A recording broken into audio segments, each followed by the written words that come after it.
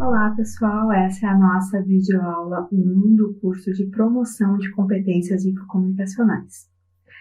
Em geral, nós bibliotecários recebemos uma formação robusta para lidar com informação. Nós sabemos muito bem buscar, avaliar, catalogar, classificar, armazenar e disponibilizar a informação registrada. Mas se observarmos o nosso labor diário, talvez vocês concordem comigo que muito do nosso tempo e da nossa energia é empregado para atividades como, por exemplo, compreender as demandas dos usuários, negociar mais recursos para a biblioteca com a instituição, dialogar com a equipe para manter um padrão de serviços, interagir com autores e editoras e também fornecedores e manter uma relação com todos esses atores através de canais específicos que cada um deles utiliza. Portanto, muito do nosso tempo a gente utiliza em atividades de comunicação. Então, no texto que abriu essa aula, nós tratamos de alguns conceitos estruturantes, como informação e comunicação.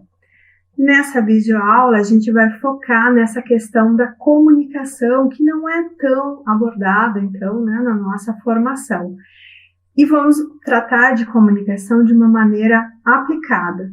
Nós vamos aprofundar mais essas questões de comunicação na aula 7, mas a ideia aqui é que a gente já comece a desenvolver competências em comunicação.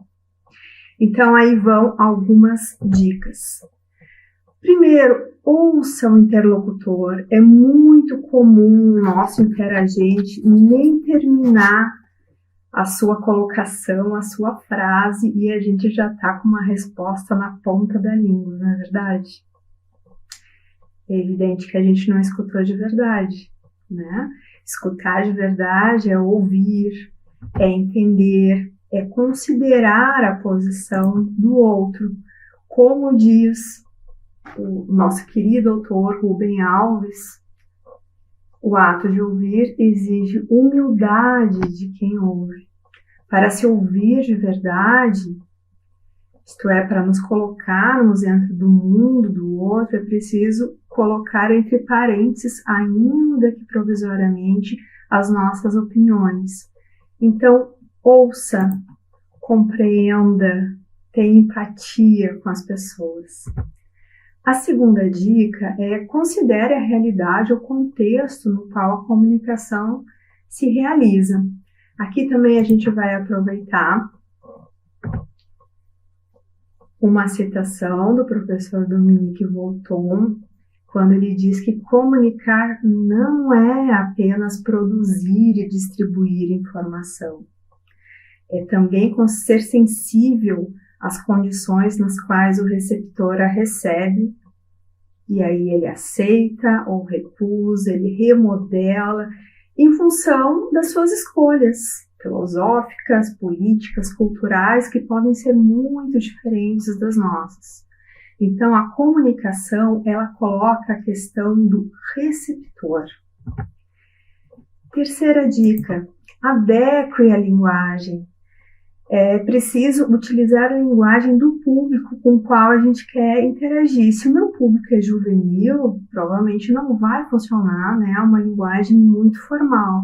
Agora, se eu vou me colocar numa reunião institucional, ou representar a biblioteca num evento, eu preciso entender qual é o código de comunicação daquele meio, né? E utilizar esse código.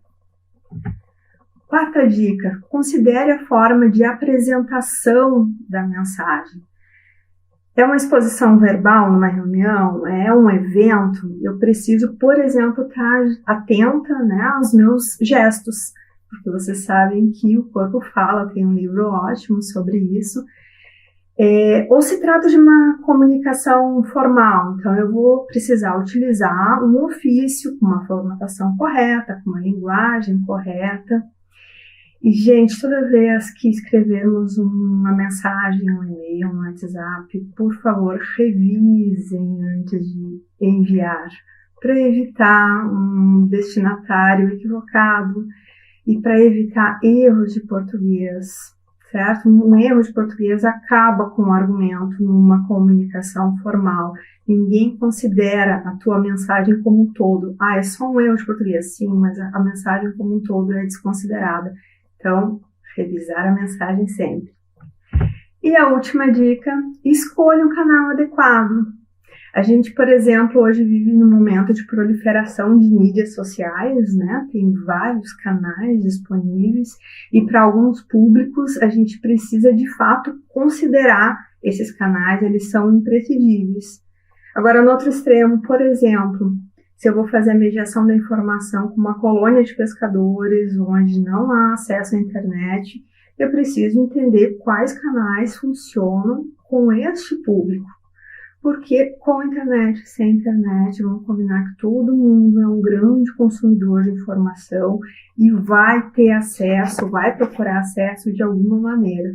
Então, seja você um agente mediador de informação para qualquer público, basta que você adeque, então, essas variáveis que a gente conversou na aula de hoje. Se você quer saber mais sobre as temáticas que a gente tratou nessa aula, a gente selecionou uma série de matérias e artigos incríveis que se aprofundam em diversos aspectos de acordo com os interesses que vocês têm. Eu espero que vocês curtam e aproveitem